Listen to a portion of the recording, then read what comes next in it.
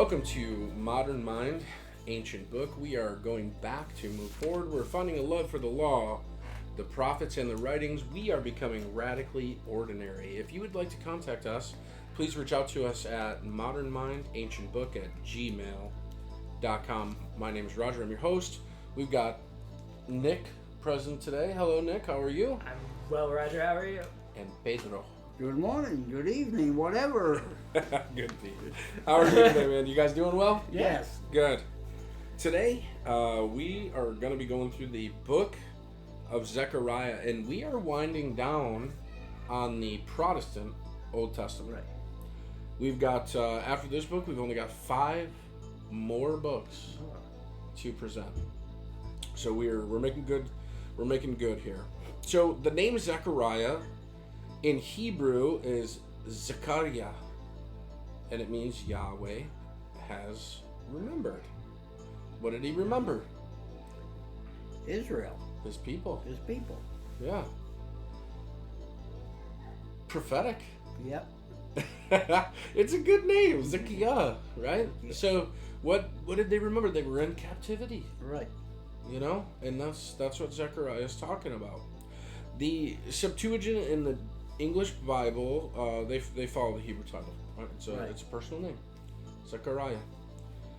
The first verse identifies the author as Zechariah, the son of Berechiah, and the grandson of Edo. Do we know why we have genealogies in the Bible? Why does it say son of, son of? Why does it do that? Well, in Jewish tradition, that's really important to keep the line pure. Well, it's about authority. Right. Right? So, this is worth talking about. So when we do, what is an author to you, Nick? One who writes. Okay. And what are they writing? What's the purpose? What does an author do? Why are they doing what they do? They're writing to persuade somebody to a certain point of view. Or to tell a story. To entertain, to record. Yeah. That's not Jewish thought. Right? Well, I'm not a Jew, but continue. Yeah. Well, I kind of feel guilty because I feel like it's time to perhaps open some other doors. We're Modern Mind Ancient Book. Right. We're Modern Minds. I want to open up the ancient ways. And what that means is kind of stepping out of what we see as the norm. So let's talk about hermeneutics for a minute.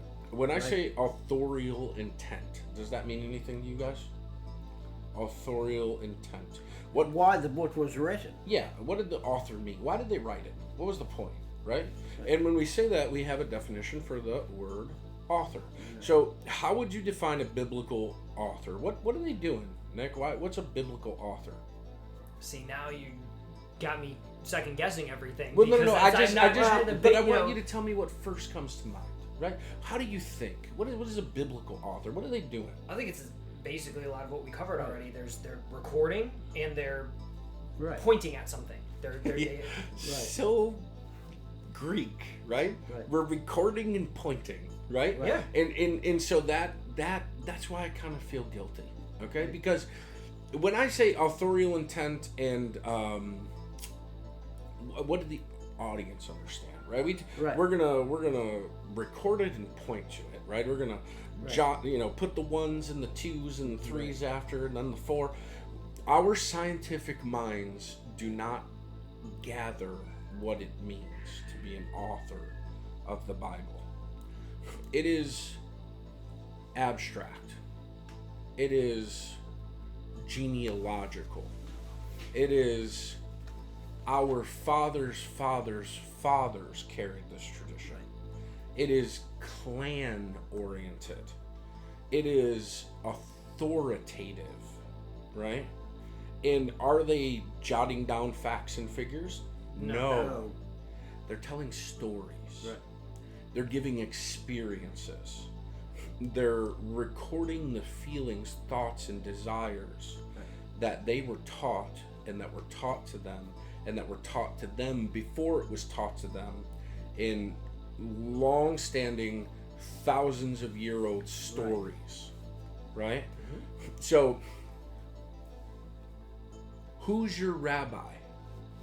That's a very important Jewish question. Right. Not who authored the book. Right. Right? So the Torah was given by Moses, right? What does it matter who it was given by? It's the law of God. Right. Well, it matters because Moses was the guy that we know that definitely heard from God. And Moses taught Aaron, Aaron taught, and he taught, and then they taught. It's a lineage that follows through. It's a rich tradition. It is a culture that honors the forefathers. So an author of the Bible is he who has loved God, who has put in the work, who has been obedient, who has raised their children, who has administrated their houses, who has kept the law, who has allowed the poor to glean in the field, that's an author. The scribes just copied, right? Right. But the scribes also pointed and pushed and updated, because Avram was not from Ur of the Chaldees. He was Ur of Mesopotamia. He was Ur of Samaria. But when were the Chaldeans in the Ur area? During the Babylonian captivity. So how then? So, everybody's sitting in captivity and they're like, dude, we got to keep Israel alive, right? My father taught me what my father taught me, and I am Jewish, right? I am Israel. I know who my fathers are. So we will keep it this way. We will carry on the spirit of our ancestors. We are the children of Abraham. We are the followers of Moses, right? And so they go through and they say, okay, look, nobody here understands where Ur is. Like, I have no idea what that is. But we do know from Babylonian keeping of documentation that the Chaldeans now are there, right? So it's Ur of the Chaldees. Cool. Let's keep doing this. Let's make it make sense, right? Let's follow in the traditions of our ancestors. So it's not about facts and figures. Go ahead. No, that's all I was going to say. That's how we're oriented. That's what we're always after. And so even though I enjoy this greatly and think it's valuable, I'm just not wired that way. That's why this is important. None of us are. Yeah, we have a factual mindset as opposed to a conceptual. Yeah, and mindset. even understanding that these are narrative driven and that they are. I still always think of that as pointing at something. Yeah. It's telling the story and sharing the experience. And when you tell me that, and I accept it, but it still runs through this filter of logic where I'm like, but where does it lead? It's you know where you find where it actually leads is in prayer and meditation. Yeah. That's where you find where it actually leads. Because then you can identify, right? Then you can feel it. Then you know the drive in them that caused them to be faithful, to copy and keep it relevant, right? It's not about, I wanted to tell you a story so that you understood something. It's about, I am presenting you with the ways of my fathers and their fathers before them. And you should believe me because I am Zechariah, the son of Berechiah, the grandson of Edo. My fathers have known this forever. I am one of you, right? It's very different. It may not sound like it, but once you feel it, you know what I mean. Yeah, and it is different, and it is the way that God even presented himself. He was speaking to Moses, and he said, you tell them I am the God of Abraham, Isaac, and Jacob. Because that meant something to them. Yes. He called himself that. Right. Abraham is a well-regarded man. Yeah. Right? And it's that line that matters. So it's one of those things, too, that I wish I could somehow convey, obviously to us, you guys, right? Like, I want us to be able to go through and absolutely value the genealogies, to want to memorize them. I I'm not disagreeing with you, man. I'm just thinking about how daunting of a task that is. Yeah. Most people would ask why. But that's why I'm saying this. The why is there. Yeah. If you know the genealogies, not only do you get the feeling of knowing the fathers carried on, but you also start to see the glimmer of the motifs. And then once you get the recurring themes, you start to see recurring actors. Yeah. And even though that seems tedious, you get the weight of the experience. Right. If they're aiming for experience, and that's part of it. Yeah. It doesn't seem like it would be, because it actually almost feels like a burden because of our minds thinking facts and figures. Right.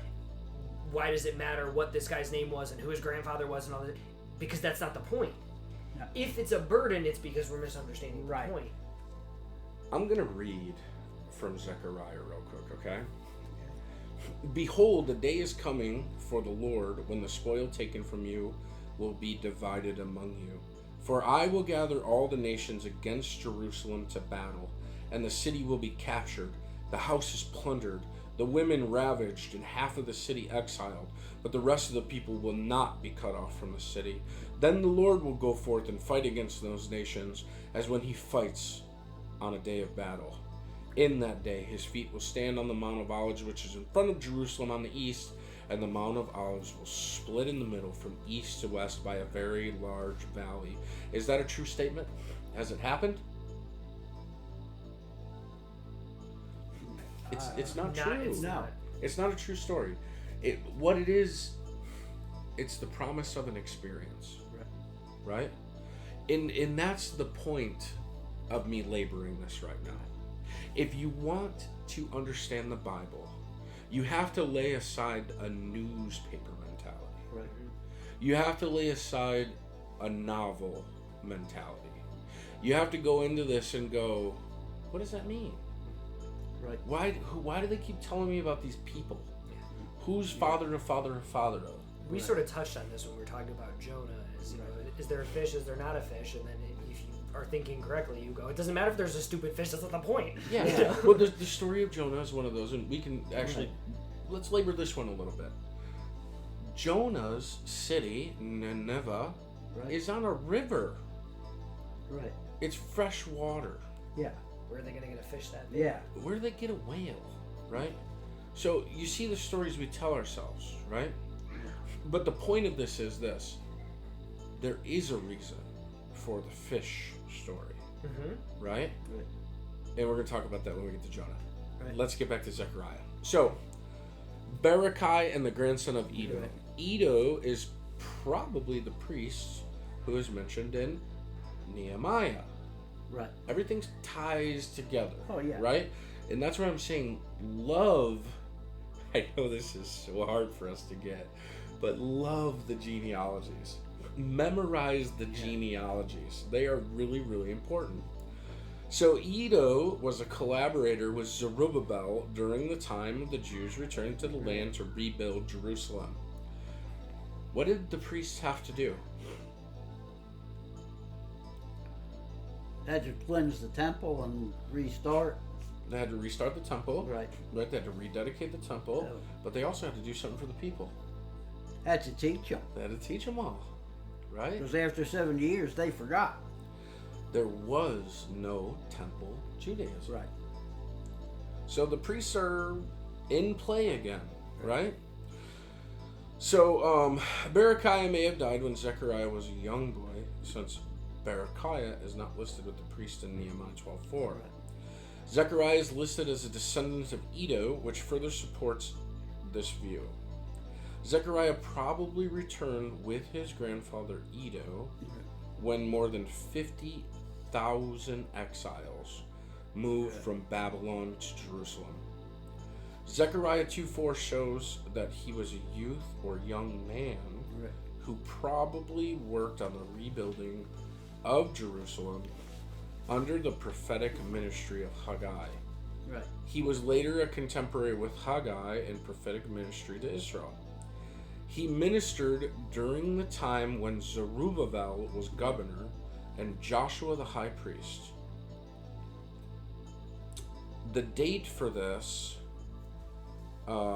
is found in Zechariah 1:1-6, and it sets it at the beginning of his ministry in the 8th month of the 2nd year of King Darius of the Medes and Persians, related to the time of October or November of 520 BC. Now remember, before Christ, it's like 0, right? So this is negative 500. So it's 500, 400, 300, 200, right?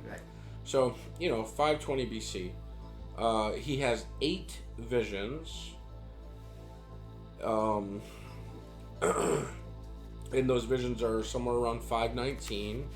He began his prophetic ministry about 20 years after the Babylonian Empire fell to the Persian Empire in 539 BC. Cyrus the Great had issued an edict that encouraged the Jewish people and other exiles to return to their homelands, meaning other people groups. Right? They weren't the only people who were set free. Cyrus was a particularly non-brutal king, right? Which, I think that really points to God working. Because early humanity did not have walls or war or conflict, really. They were engaged in trade. There was no money. It was about resources. But you didn't have to steal or murder your neighbor so much. It's just gotten worse and worse and worse. And then every once in a while you have this very rare person like Cyrus who... the Babylonians overcame the Assyrians, right? And the Assyrians, they were a particular type of people. They had a actually very functional law system. The Bible actually kind of reflects that law system. There's a thing called suzerain treaties or vassal treaties. And so when Moses makes an agreement with God that if you do this, you'll be blessed. If you don't, you'll be cursed. That's a suzerain treaty. So a suzerain is a powerful force. Assyria was the suzerain. And they would go and they would make vassal treaties with nations like Israel and Babylon and the Elamites and whoever else would, subdue themselves before them. And so there's this law system that took place, but it was all by violence. But the character of God in the suzerain treaty was not by violence. And then you come across this guy like Cyrus, whose character is not by violence. His character is by fairness, decency, kindness, and law. So, make no mistake, Israel was a vassal to the Persians, right? And the Persians were overcome by Alexander the Great. That's who conquered the Persians. But the Persians reigned during this time. I think it was like 100 years or so. Right? 200 years maybe. Can't remember exactly. But here you have a man like Cyrus who was a very different type of person. And the people of Israel call him an anointed one. A Gentile who is Mashiach, who is anointed. A Christ. It's the same thing. So you have this Cyrus character who is a Christ type, and he issued an edict that encouraged the Jews and other exiles to return to their homeland and rebuild their place of worship. There was only a small group of 50,000 Jews who returned, but these people were strong and courageous enough to get the work started. Zechariah, along with Haggai, encouraged the people to dedicate themselves to spiritual renewal and the rebuilding of the temple so that the Lord, Yahweh, could bless them again. The people completed the building of the temple around 515 BC. It's pretty quick. So, only 50,000 people. There's always a remnant, right? So what happened to the rest of the people? They became Babylonian, basically. Well, the Babylonians were gone. Media Persia. Yeah. Well, over the whole time, 70 years, they just got assimilated. You know what's funny, though? Cyrus actually adopted the same god as the Babylonians, Marduk. Marduk. Yeah. Yep. Yep. So, yeah, I mean, essentially, well, let's just put it this way. The Mesopotamian worldview dominated the region completely. Even the Assyrians adopted a Most High God. They just called him Osher and not Marduk or whatever, right? So, you know, that worldview was very strong. But not for Israel. There was this remnant that, for some reason, just had to go back. Right. They had to go back. They had no choice. They were going back. They were going to maintain a separate person. Right. They were going identity. to be identity. They were going to be a different nation. They were going to be Israel, and they were going to have a temple, but only 50,000. It's interesting to me. It's a motif, the remnant, right? So the recipients of this book, they would have been the people who received these prophecies of Zechariah. That's why he's talking about. That's why the depth only goes so far, as like Berechiah and Edo, right? These are people that they would have known, right? You know, and so, you know, it's just the recipients, the Jews who returned from exile. They settled in the area of Judah, in Jerusalem particularly, and they faced great opposition, politically and militarily, and seeking to complete the work of the temple. Many people had grown weary of the opposition. Others had turned to taking care of themselves first, rather than the work of the Lord. The people were struggling economically due to drought and poor harvest. It was not a particularly good time for Israel. Right. The time the decree was issued, it wasn't like it was all milk and honey when they went back, right? It wasn't the original Exodus. They didn't go back to houses they didn't build, cisterns they didn't dig.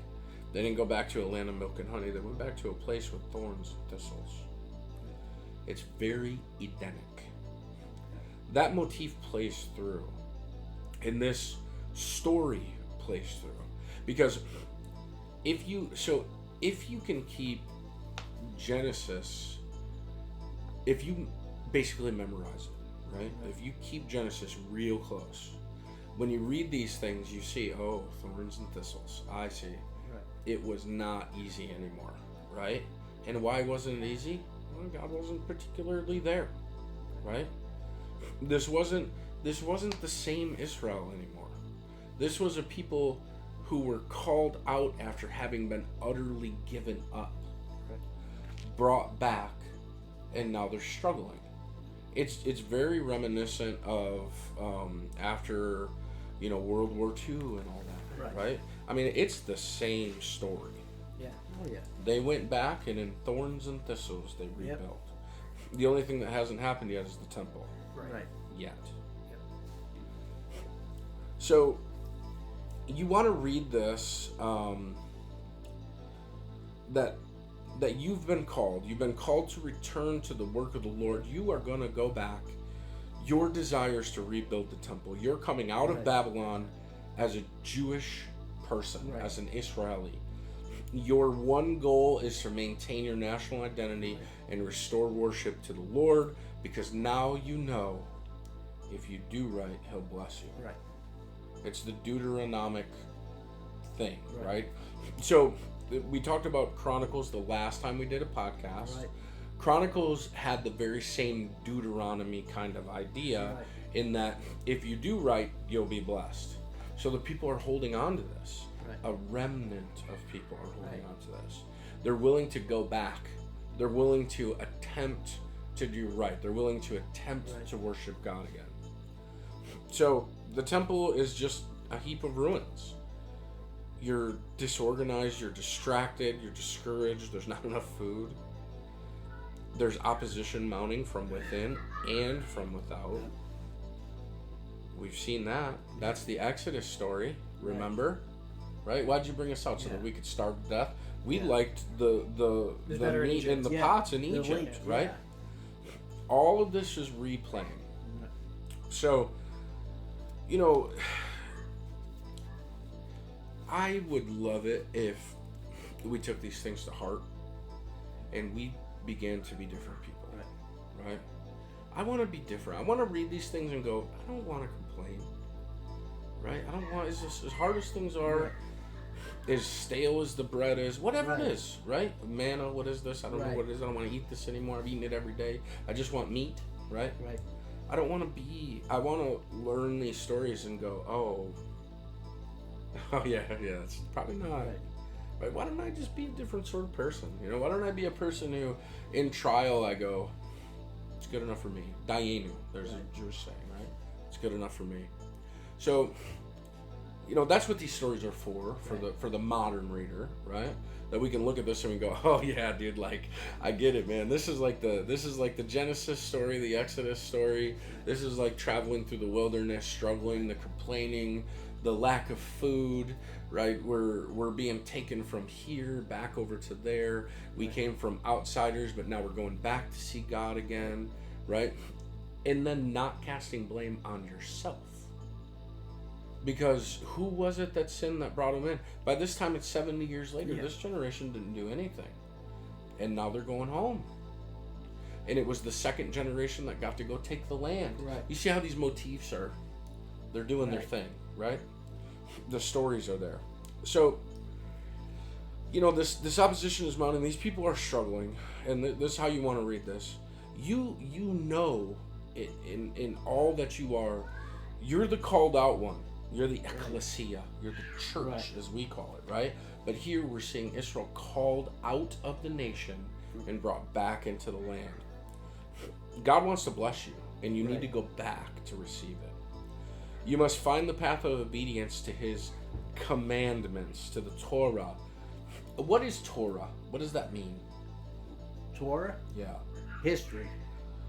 Yeah, it's history. But what does the word actually mean? What does Torah mean? Any idea? We think of it as law, right? So we say the law, the prophets, and the writings. And when I say law, what does that mean? God's direction to his people. Okay, direction. That's actually the most correct version. Most people, when you say the law, they're like, the rules that you must follow, right? So the speed limit's 55. You go over there, you're gonna get a ticket, right? Well, that's who Israel's becoming right now. Yeah. Right. That's what's happening. When they go back, they're so scared, so scarred, that Rabbinic Judaism is taking a version of it, is taking hold. And Temple Judaism is about to be reborn. But the people are so scarred, they're like, no. Don't even touch a grain head on the Sabbath. Right? There's this real tenseness about it, right? Like, don't do that, right? And so, but that's not what law actually is. It's not nomos, like the Greek version of law. It's 55 miles per hour down this road. It's instructions. These are what the other people are like. This is what you're supposed to be like. Now live that thing out. Live it out. We sort of have a concept of that, sort of, with the spirit of the law. As opposed to the letter of the law. But like you said when we were doing Chronicles, they came back, but they came back different. Angsty, broken, but prideful. A new sort of nationalism, and a greater pride in my father was. Right? There's a greater pride in tradition. The traditions really began to take hold here, and it's good and it's bad. It causes challenges. And that's why, I mean, like we just read a little bit from Zechariah. He said Jerusalem's going to be destroyed. They're just building it back. And Zechariah's like, yeah, you're going to be destroyed again. Brutal. Brutal. Why build? But see, because they had to. They were had compelled, right? And that again is the spirit. That's the story. It's the passion for the path. It's not by the might of men. But God won't let you not do it. You're gonna still do it. And then He's gonna show you. And that's what we're supposed to. There's a lot of that in this, that the discerning, careful, meditating Bible reader can catch and go, oh man, ooh, some things I personally need to deal with. Right. And then you look out in the world and you go, ooh, I see it there. It's everywhere. Right. It's not by the might of men. Oh, wait a minute. He's going to set his foot on the mountain. Right. So it's not going to be like some Davidic guy, right? It's not going to be from the tribe of Manasseh or whatever, right? Or Judah, or Dan is the Antichrist, right? Like there's all these ideas that people have. It's so much more narrative than that, right? It's not facts and figures. Right. Instead, you look out and you go, oh, wow. It's like mind-blowing. It's like enlightening. It's like secret society stuff. But it's not secret or for just a special few. Right. It's for anybody who will meditate on it. And you can have it. And you can be enlightened by it and changed if you want to. It just takes study and time. Right. So we can sit and watch TV, right? We can stare at our phones. We can pretend that drugs, alcohol, whatever we want to occupy our time with. Or we can occupy our time with finding out who God is and how that plays out in the world. And these prophets are so good for that. Right. Because, I mean, it's just ironic that Zechariah is rebuilding the temple in Israel, and he's saying, yep, it's all going to be wiped out. Yeah. You know? I mean, just imagine that as he's putting the bricks in place. Yeah. You're like, oh, you know. Somebody's going to knock these all apart. I wonder if he got the vision after it was built. No, that's a good point. You know what I mean? Yeah, because it says he was young when. Yeah. Yeah. I wonder if after everything was said and done, like he was just in prayer, and then he was like, oh, man. Yeah. We didn't do it right this time either. You know? Would have taken more lemonade breaks if I knew. Yeah.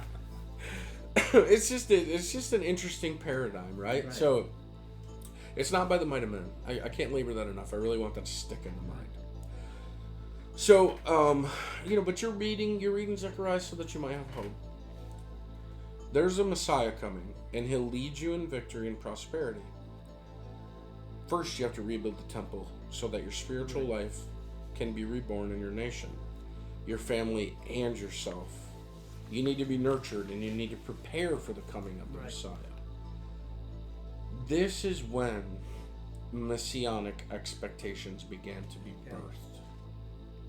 They weren't a concern with Solomon's time. No. They weren't a concern for the northern 10 tribes at all, because their Messiah would suffer. Right? They weren't necessarily a concern for the southern 10 tribes either, because they knew that God would save them by a Judaic messianic king, right? It would just be in their line. Well, it ended up being Cyrus, which is odd because it was a Gentile, right? Twist, you know? That's what God does. He's got these twists, right in the middle of things. So it was at this point that the messianic expectation comes to pass, that it becomes, not to pass, comes to belief, to a really strong focus. So that when the nation returns to spiritual priorities, then the Lord will be able to shower you with special prosperity. You know who believes that right now? The Chabad folks. Go to chabad.org.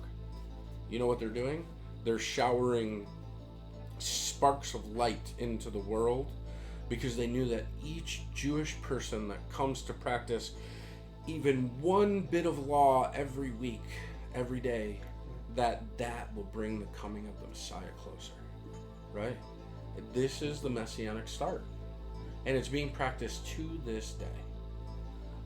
They're looking for the Davidic Messiah who brings Israel to rule the world, essentially, right? But it's not by the might of men. Okay, so the argument. Yahweh's temple must be built by the returning remnant as they prepare to receive his shepherd as king and Jerusalem over the nations. What's the purpose, Nick? Israel is exhorted to turn from spiritual indifference and complete the temple in anticipation of the coming of their messianic king. And Mr. Pizza, King verse? Zechariah 8:3. Thus says the Lord, I will return to Zion, I will dwell in the midst of Jerusalem. Then Jerusalem will be called the city of truth, and the mountain of the Lord of hosts will be called the Holy Mountain. You know, it's quite interesting when we think about this, because, so, I've said a lot about things not being quite right with Israel at this time. But at the same time, when they dedicated the temple, the Chavod, the Shekinah, the glory of God came to that place. Yeah. And what they did because, like you said, Nick, they were compelled. 50,000 people were not staying in Babylon. No. They were going to go do hard work for the glory of God. Fast work. Fast work. Without even so much as a harbor freight. Right. You know, the second temple was and they had it good in Babylon, too. Yeah. Babylon was a prosperous... Yeah, and that's why the people were complaining, right? It was like the Egyptian thing. The I had pots full of meat, man. Like, what am I doing out here, right? But, you know, now they're like... I don't want to give away the further books, but they had to defend themselves why they built, right? And so, you know, you get these people and they're like, I just have to do this for God. Right. Why am I here doing this? This is horrible. No, I'm not saying I am not better. But what I want to do is I want to learn these things and realize that when God calls, you're better off to shut your mouth and just do the thing. Yeah. Mm-hmm. Right? And even though he's just...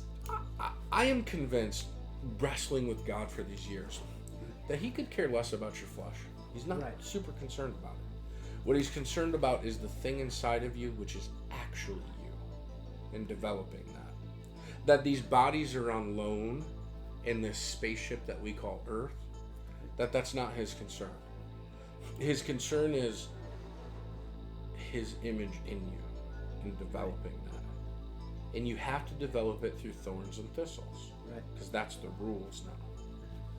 And he's willing to let you walk through the thorns and thistles. And he may not enjoy it. I don't think he's sadistic. No.